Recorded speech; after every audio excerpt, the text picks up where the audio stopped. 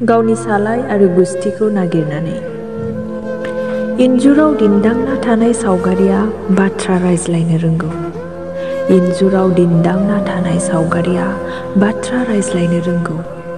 नाथाय बियो सालाय आरो गुस्थिखौ सिख्लाबजादों, खर' दंब्लाबो गोर्बो गैजायै सोरजोंबा।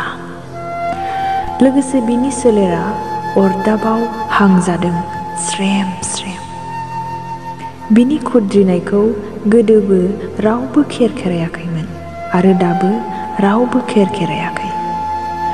अनिफ्राय लाना हांखो अखाफोरसिम रोंजोबगौ बियो, नाथाय बिहा सालाय आरो गुस्थिनि आंखाल।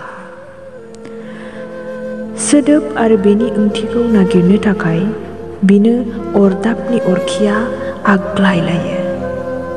सोदोब आरो बेनि ओंथिखौ नागिरनो थाखाय बिनो अरदाबनि अरखिया आग्लायलायो।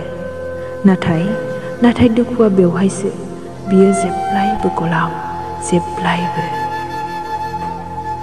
समानथि गैयि सिथ्ला गंसेनि बियो सासे मोसाखावरि। आफाथाला थिफुब्लाबो होख्रावबायनो बिहाना सालाय दं ना गुस्थि। इन्जुराव दिन्दांना थानाय सावगारिया बाथ्रा रायज्लायनो रोंगौ।